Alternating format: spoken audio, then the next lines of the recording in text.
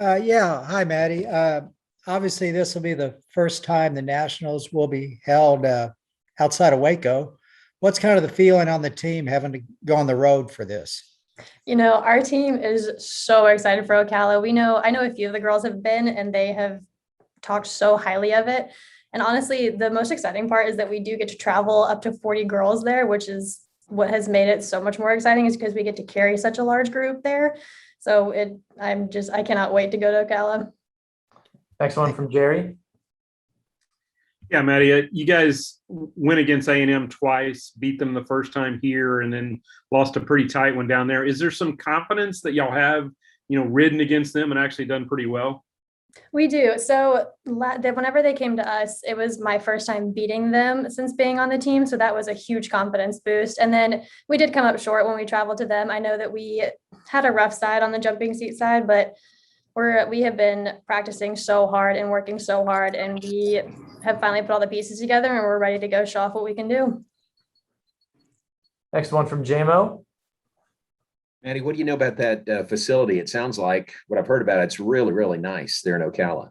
I have heard is the Disneyland for horse show people. I have not been personally, but I do have a sister that has been. So I've seen multiple videos and pictures of it.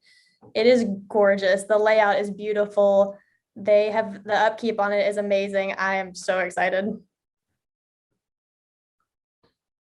Any other questions for Maddie?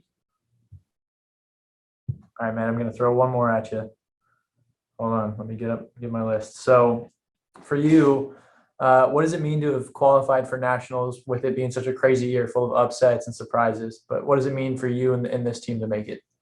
This team is so insanely special to me.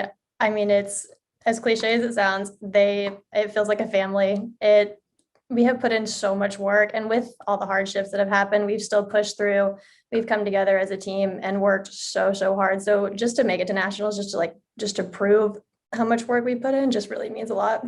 Yeah, sure. How do you feel like the team is performing right now? Do you feel like y'all are going in, at a good level as far as what y'all have done recently? I think what we've done recently, I think we're really prepared. I think that we've struggled through some ups and downs, but I think that overall we've worked really hard and everyone's really confident going into nationals. Next one from Jerry. Yeah, Andy, as I was talking to Maddie about, you guys have ridden against A&M twice now, beat them here, lost to them a close one down there. Is there a confidence level that y'all have, been right there with A&M? I think there's a confidence level, and I also think there's that competition level that we have after losing a tight one. I think we all really want to go beat them again. I think we're excited to play them. We're really looking forward to it. Next question from JMO. What's the difference in your mind, or differences, plural, in it not being here in Waco, being in Ocala, Florida instead? I think that it being in Ocala is really exciting for the team. I think getting to travel is really exciting.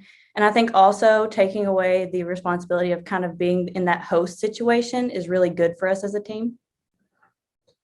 Next question from Marquise. Getting some of that national recognition that you and a couple other girls got with the awards, does that give you guys a little more confidence going forward into nationals? It definitely is a confidence booster, but I hope it just pushes me to work harder and keep striving to be better.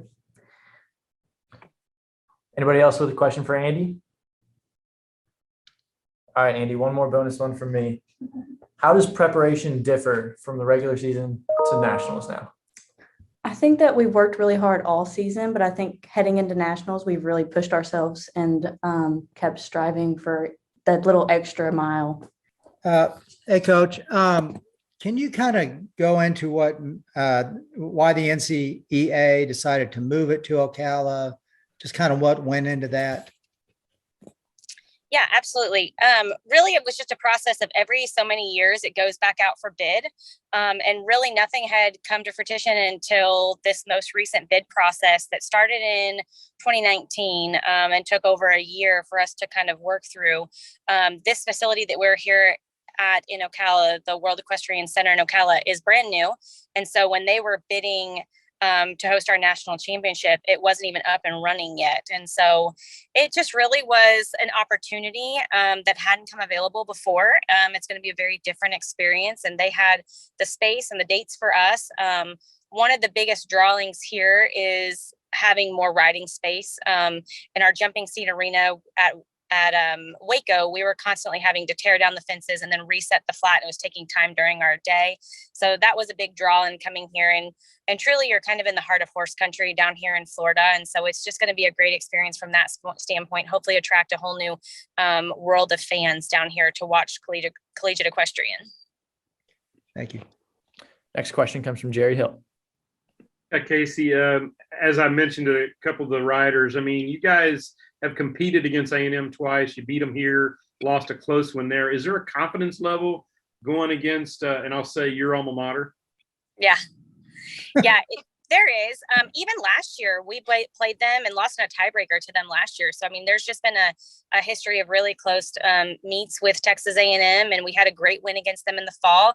What I would encourage my team is all of those meets are in the past. And, you know, the only thing that matters at this point is what we do on Thursday. And so we definitely have a lot of confidence going in playing them. We know we're perfectly capable of going up against them in all 4 events and holding our own. But we've got to be on our best on Thursday, and that's what's going to matter.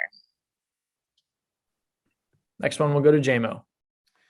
Casey, is there anything to the fact that you're not hosting and it just takes that off your plate completely, and not that you weren't before, but you can focus completely on your competition? I think some of it's going to be better, but honestly, this first year up and running in Ocala, I'm helping with a lot of their transition. So I chair the championship committee. I co-chair it with one of the coaches from Auburn University who's hosting the event here in Ocala. And so a lot of my work, at least on the front end, has been very much the same, and I'll do a lot to help today and tomorrow with getting everything set up. My hope is that once things get up and running, that I can really focus just on Baylor and just on my team. And so that will be much different than it has been in years past. Next one from Marquise Cooley. You talked about holding your own a bit earlier, and if you look at the top teams, including Texas A&M, you either beaten them or meets have come right down to the wire. So is there a kind of a feeling that you guys can really go out there and kind of get some upsets, kind of like what happened last season with Auburn? Absolutely. I mean, I've been very intentional in how we've set up our regular season schedule since I've been at Baylor, just to not make it easy on our team, to put us up against some of the toughest teams in the country and test the waters. This year specifically, I think we've played every team that's here at nationals, if not once, twice, if not 3 times, counting the Big 12 championship. And so, you know, knowing that we've played high ranked teams all season, we've won, we've lost in close meets and things like that, makes my team feel very confident in their ability coming into this. We also know, just kind of looking at history, nationals is its own beast.